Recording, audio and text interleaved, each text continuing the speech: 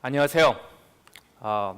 허일규라고 합니다. 저는 이 텔레콤, SK텔레콤의 솔루션 사업본부장을 맡고 있고, 제가 이 옷 입고 있는 걸 보시다 알겠지만 이 행사를 주관한 실무 임원입니다. 그래서 오늘 아까 총괄께서 말씀하셨지만 많이 와주셔서 누구보다도 제가 더 기쁘게 생각을 합니다. 오늘 제가 말씀드릴 내용은 좀 비즈니스적인 내용입니다. 왜 데이터가 중요한지에 대해서, 어떤 기술 변곡점이 일어나면서 왜 이런 현상이 생겼는지에 대해서 한번 저희 의견을, 꼭 진리라고 말씀드릴 수는 없고 저희 의견을 한번 말씀드려 보도록 하겠습니다. 그 모던 비즈니스 스트래티지, 그 경영 전략에 여러 가지 굉장히 많은 이론이 있지만 사실은 따지고 보면 두 가지 이론밖에 없습니다. 하나는 increasing returns to scale, 즉 덩치가 커지면은 비즈니스가 잘 된다라는 거 하나고, 두 번째는 밸류 체인이라는 게 있죠. 하나는 이제 브루스 앤더슨이라는 그 옛날에 보스턴 컨설팅 그룹의 창업자가 만들어놓은 increasing returns to scale이는 거고, 하나는 이제 하버드 대학교에 있는 마이클 포터 교수가 1980년에 만들었던 밸류 체인 이론이 있습니다. 그래서 많은 경영 이론이 있지만 사실은 따지고 보면 이 두 개 중에 하나입니다. 사실은 덩치가 커지면은 이익이 늘어난다, 혹은 서로 다른 비즈니스의 다른 분야들을 수직 계열화하면은 이익이 늘어난다. 두 가지밖에 없습니다. 사실 따지고 보면은. 왜 이렇게 두 가지라는 이론이 나왔나 하면은, 사실은 이러한 밸류 체인 이론에 보면은 원료를 만들고 원료를 디스트리뷰션하고 가공을 하고 팔고 하는 와중에 이게 수직 계열하고 돼 있지 않으면은 트랜잭션 코스트, 즉 서로 간에 커뮤니케이션 하는 코스트가 늘어난다는 이유 때문에 그걸 줄이기 위해서는 한 줄로 껴야 된다고 하는 것이 사실은 현대 경영학 이론의 요체입니다. 사실은 이거는 아주 지금 경영을 하시는 분들은 아주 자연스럽게 와닿는 그런 내용이 되겠죠. 저는 저의 생각에는 이 다른 분들이 얘기하신 거지만은 이러한 패러다임이 이제는 바뀌는 것 같습니다. 왜 바뀌는 것 같으냐는 말씀을 드리겠습니다.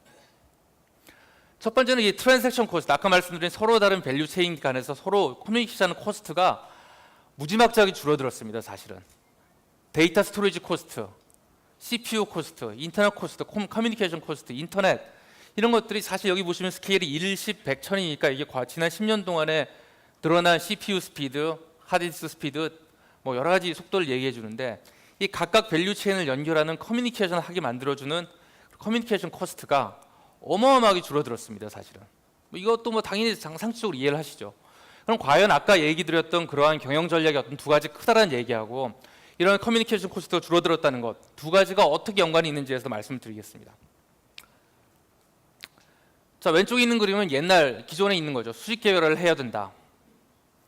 이게 지금 오른쪽 그림으로 바뀌고 있는 겁니다. 지금 과거에는 버티컬 인테그레이션을 해가지고 커뮤니케이션 코스트를 미니마이즈 해가지고 밸류를 만들어낸다라는 것이 기본적인 철학이었으면, 지금은 어떤 한 영역에 있어서 아주 독보적인 차별화된 영역을 가진 다음에 수많은 다른 사람들과의 데이터 교환을 통해 가지고 밸류를 일으켜내고 자기 사업을 확장해 나가는 것이 이제는 다른 형태의 비즈니스 석세스의 어떤 포뮬러가 되었죠. 우버 얘기 많이 나왔지만 과거에 5년 전, 10년 전만 해도 우버 같은 회사가 나왔다 그러면은 어떤 지역에서 처음에 택시 사고 운전사 모집하고 고객 모집하고 마케팅 때리고 해가지고 시작을 조그맣게 해서 점점 불려 나갔을 겁니다. 즉 밸류 체인 컨셉으로 시작을 했다는 것이죠. 그래서 최근 나오는 기업들 에어비앤비도 그렇고 우버도 그렇고 제조업도 다 마찬가지입니다. 어떤 한 영역을 독점을 한 다음에 플랫폼이 됐건 데이터가 됐건 뭘 한다면 나머지는 전부 다 데이터 트랜잭션을 가지고 처리하는 겁니다. 사실은. 즉 여기에 보이는 이 많은 화살표들이 왔다 갔다 하는 것들이 다 데이터가 됐다는 것이죠. 그러므로 과거에는 이 밸류 체인들 간을 어떻게 이걸 잘 수직 계열화를 해가지고 매니지를 하느냐가 퀘스천이었으면, 지금은 수많은 엔티티들 사이에 왔다 갔다 하는 데이터를 처리하는 그 역량이 바로 기업의 어떤 성패를 좌우하는 시대가 왔다고 저희는 생각을 하고 있습니다. 이게 저희가 지금 여기 다 모여가지고 빅데이터에 대해서 얘기하는 가장 큰 이유라고 생각을 합니다. 그래서 데이터에 관련한 데는 네 가지 큰 요소가 있는 것 같습니다. 첫 번째는 가장 중요한, 저희 텔레콤 같은 회사가 하는 어드밴스드 네트워크 있죠. 하이스피드 와이어리스 네트워크 5G도 있을 거고, 인터넷 전용 LPW 네트워크도 있고, 파이버도 있고, 여러 가지 네트워크 기술이 있습니다.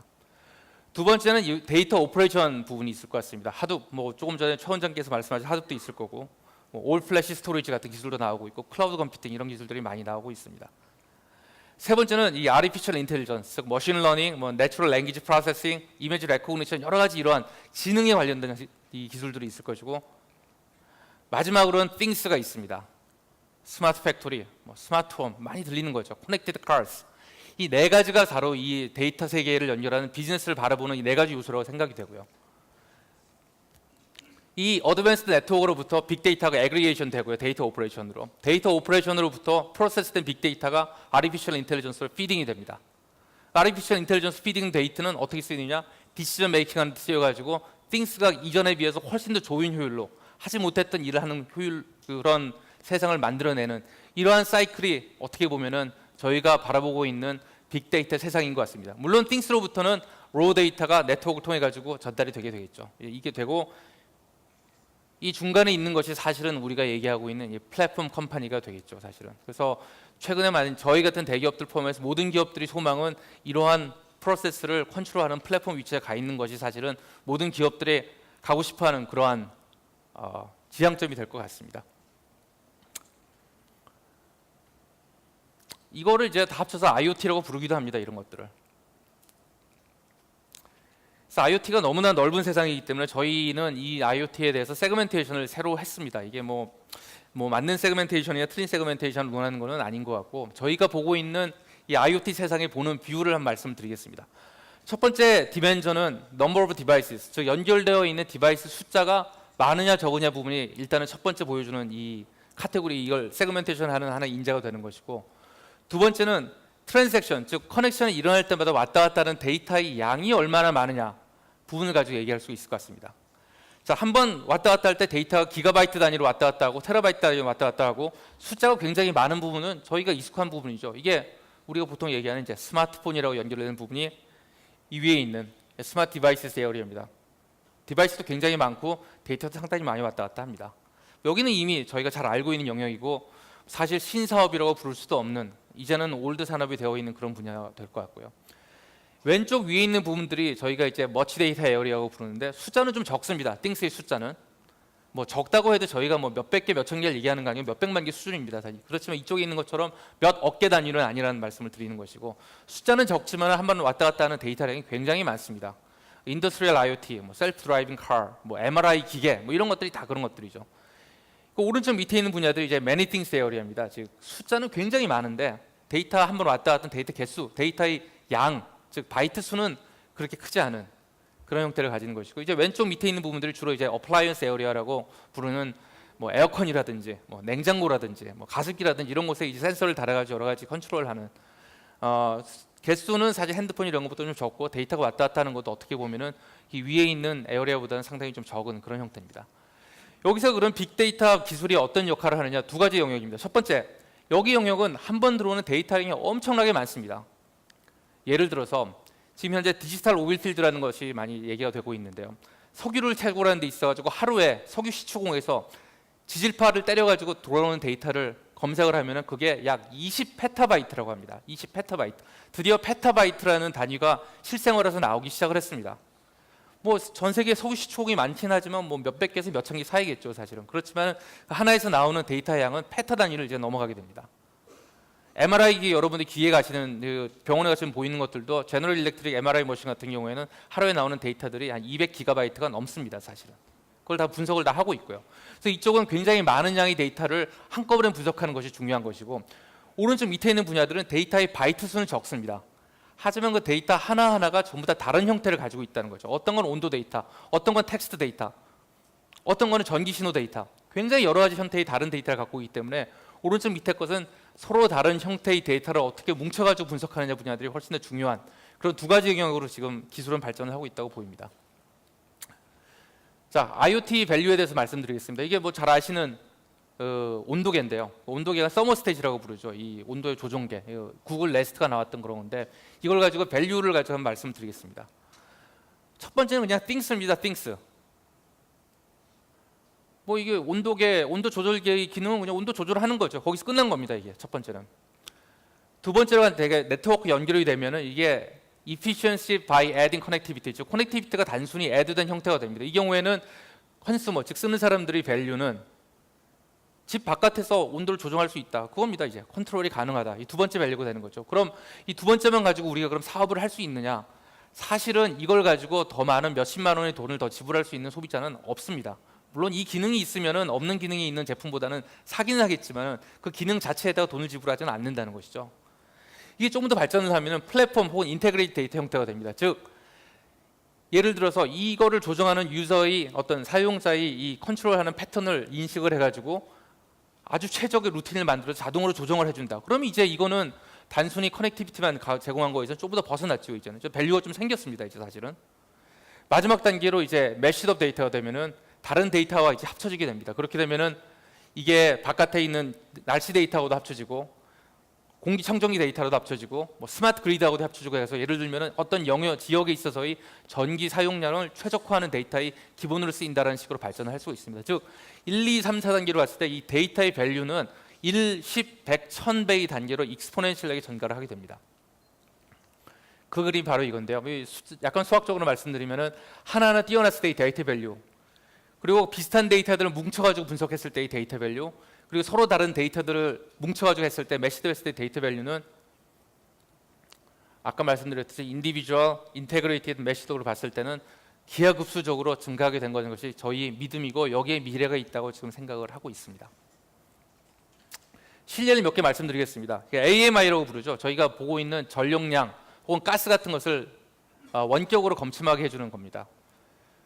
뭐 첫 번째 밸류 그냥 인디비주얼 데이터는 이 기계는 기존에 수작업을 하던 거를 원격으로 할 수 있는 겁니다. 사실은.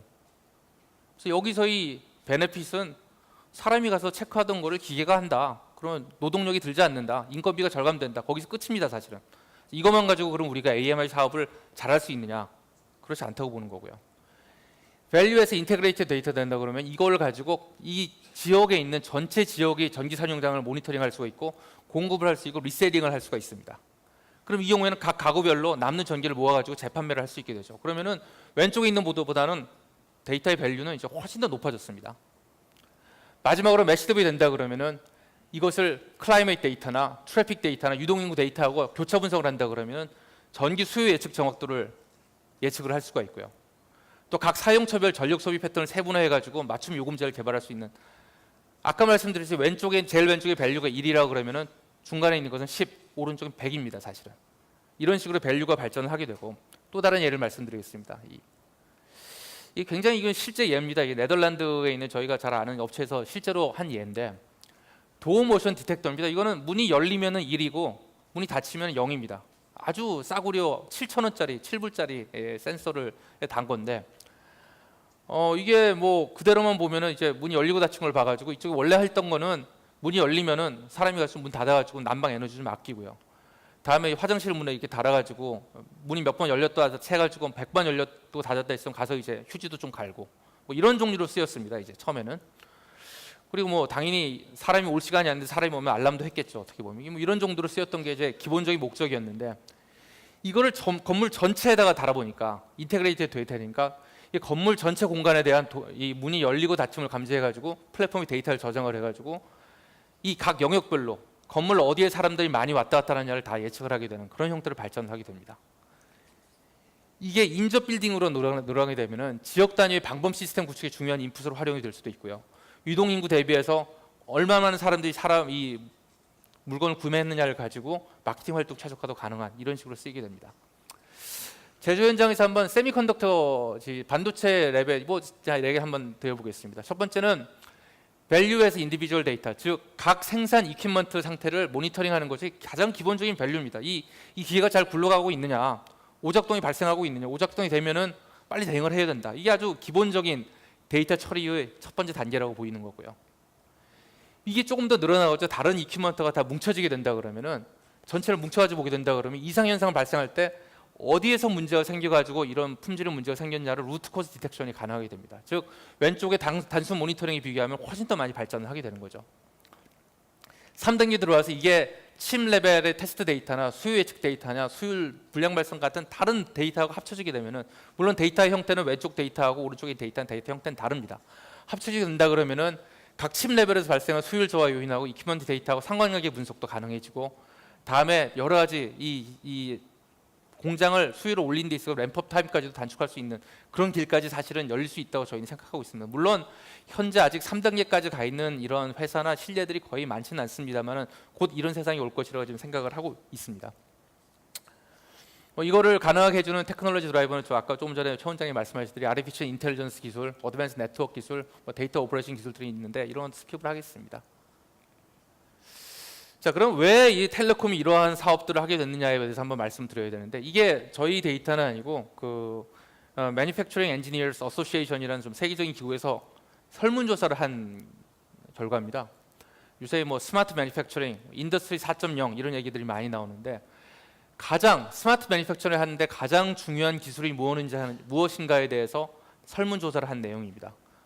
위에서 보시면 모바일 테크놀로지 앤 애플리케이션스, 빅데이터 애널리틱스, 뭐 로보틱스, IoT, RFID, 로케이션 테크놀로지 쭉 나와 있는데 어쩌다 보니까 이 위에 이 체크 표시가 있는 영역들 모바일 테크놀로지 애플리케이션, 빅데이터 애널리시스, IoT, RFID, 로케이션 테크놀로지는 사실은 텔레콤 회사들이 가장 키 테크놀로지를 갖고 있는 영역입니다. 즉 각 영역 간 인더스트리 간의 통섭이 여기서 일어나게 되는 거죠. 이 영역은 사실은 전 세계 어느 인더스트리보다도 텔레콤 인더스트리에서 가장 잘하는 일입니다. 그래서 저희 아이디어는 이러한 기술들을 다른 영역에 사용을 하면 훨씬 더 많은 밸류를 낼 수 있다는 것이 바로 이 컨퍼런스의 어떤 존재 목적이 될 것 같습니다.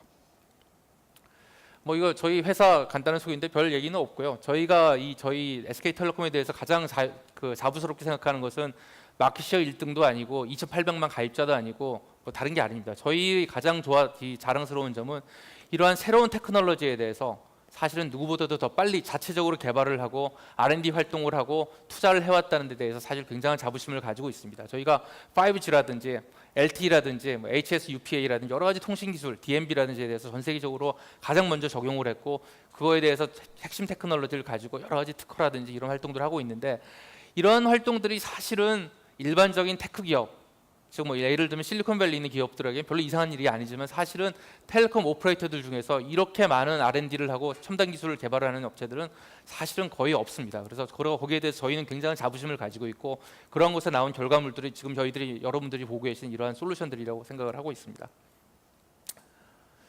이거만 넘어가고요. 그래서 오늘 컨퍼런스 프로그램은 이렇습니다. 오늘 지금 제가 하고 있는 게 두 번째 이제 기술 변곡점 발생에 의한 데이터 가치 재정에 대해서 말씀드리고 있고 이 다음에 이제 이준기 교수님께서 빅데이터를 보는 두 가지 비유와 기업의 빅데이터 전략을 이제 키노트를 해주실 예정으로 있고요. 그 다음에 이제 여러 가지 이제 세션들이 쭉 나와 있습니다. 그래서 여러분들 많이 보시고 여러 가지 피드백을 해주셨으면 좋겠고. 마지막으로 이제 하나 제일 중요한 앞으로 이제 2페이지 남았는데 제일 중요합니다. 제가 말씀드린 건 다 잊어버리시더라도 여기 2페이지는 이제 담고 가셔야 될 것 같은데 뭐 데이터 애널리시스라는 게 그렇게 뭐 갑자기 생겨난 건 아닙니다. 아주 옛날에도 있었고요. 이게 실제 예를 하나 말씀을 드리겠습니다. 빅데이터하고 스트래티직 디시전에 관한 얘기인데요. 2차 대전 당시에 이제 전쟁이 나니까 이제 전투기들이 막 날아다니고 뭐 추락을 하고 그랬겠죠. 총을 맞고 그죠. 그래서 그 당시에 이제 미국에서 유럽에서 이 많은 과학자들 데리고 왔습니다. 그래서 여러 가지 연구를 시키면서 전투를 끝내고 돌아온 전투기들의 생긴 총알 자국에 대한 데이터 인스펙션을 해가지고 어느 부분을 강화를 해야지 비행기가 떨어지는 확률을 낮출 것인가에 대한 엄청난 연구를 진행을 했습니다. 이 당시에 이게 뭐 말은 간단해 보이지만 비행기라는 게 할 수 있는 중량이 제한이 있기 때문에 굉장히 중요한 어떤 옵티마이제이션, 최적화 문제가 되겠죠.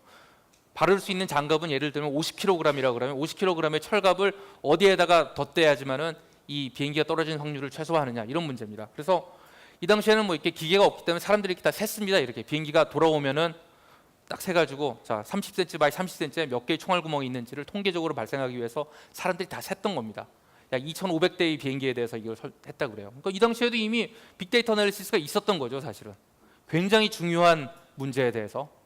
물론 지금처럼 자동화되지는 않았습니다만 결과가 나왔습니다. 그래서 엔진은 스퀘어 풋이 그러니까 30cm 바이 30cm 정도 되는데 이 정도의 약 평균 해보니까 한 1.11번 정도의 총알 자국이 있다더라.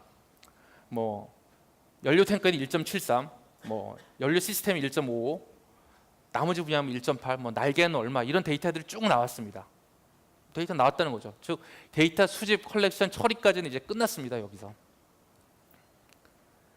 중요한 거는 여기입니다. 이제 자, problem statement. 여러분들이 경영을 하는 데 있어서 매일매일 부딪히는 일하고 비슷합니다. 생존 확률을 위해서는 철갑을 더 추가해야 된다. 그러나 중량 문제로 추가의 한계가 있기 때문에 최적화가 필요하다. 주어진 조건 하에서 어떻게 생존 확률을 더 높일 것인가. 아주 당연한 얘기죠. 두 가지가 있었습니다. 사람이. 첫 번째는 소위 말하는 스태티스티션하고 이 군인들, 통계학자와 군인들이 냈던 얘기가 있고, 두 번째 여기 굉장히 유명한 에이브라함 발드라는 굉장히 천재 수학자인데 이 수학자가 낸 결론이 있습니다. 똑같은 데이터를 보고. 이게 굉장히 중요한 얘기입니다. 자, 통계학자들하고 군인들은 단위 면적당 총알 자국이 가장 많은 부니까 가장 공격을 당할 확률이 높다. 그러므로 그 값이 1.8인 동체와 1.73인 연료계에 먼저 철갑 장갑을 추가한다라는 결론을 냈습니다. 결론 아주 잘 냈죠, 사실은. 그렇죠? 그러나 제가 말씀드리고 싶은 건 이 결론은 완전히 잘못된 결론입니다. 똑같은 데이터를 보고 나서 이 수학자가 얘기했던 결론은 이렇습니다. 연료 탱크 부분에 총알 자국이 적은 이유는 그 부분에 공격을 받으면 돌아오지를 못했기 때문입니다. 기본적으로. 그렇기 때문에 가장 숫자가 적은 1.1인 연료 탱크 부분부터 철갑 장갑을 추가해야 된다는 것이죠, 사실은. 제가 이게 드리는 말씀은 데이터의 분석, 처리 다 좋습니다. 사실은. 근데 가장 중요한 거는 이것이 실제적으로 기업에서의 효율 향상이나 더 좋은 물건을 만들거나 그런 어떤 실제적인 파이낸셜 리턴으로 돌아오기 위해서는 결론적으로 끝에 가서는 인간이 판단이 필요한 겁니다. 사실은 그 데이터의 분석에 대해서 기계에 의존할 수가 없다는 것이죠. 이 예가 아마 이 다음 세션에 이중희 교수님 말씀하시는 상관관계와 인과관계의 차이에 어떤 좀 해당되는 예인 것 같은데 이거는 아주 대표적으로 인과관계를 잘못 해석한 그러한 예입니다. 그러나 이 데이터의 세계에 그냥 빠지게 된다 그러면은 대부분의 사람들은 사실은 왼쪽처럼 결론을 낼 가능성이 높습니다. 근데 왼쪽처럼 결론을 내면은 실제적으로는 비행기는 더 추락을 하게 되는 아주 말도 안 되는 결과를 가지고 오게 되는 것이죠. 제가 말씀드리고 싶은 것은 여러 가지 인공지능 얘기도 많이 나오지만은 결론적으로 끝에 가서 이런 데이터를 해석을 해서 분석을 해서 결론을 내리는 것은 어떤 우리 같이 회사를 운영하는 경영자의 몫이라고 생각이 되고 그러한 어떤 인사이트를 기르는 것이 어떻게 보면은 이런 빅데이터 솔루션 자체보다도 더 중요한 일이라는 말씀을 드리고 프레젠테이션을 마치기로 하겠습니다. 남은 시간 또 잘 보내시고 저희한테 많은 피드백 해주시면은 저희 솔루션을 만드는 데 더 많은 반영을 해서 더 좋은 솔루션을, 더 좋은 산업을 만들어내도록 하겠습니다. 감사합니다. 네, 여러분 수고해주신 봉정님께 큰 박수 부탁드립니다.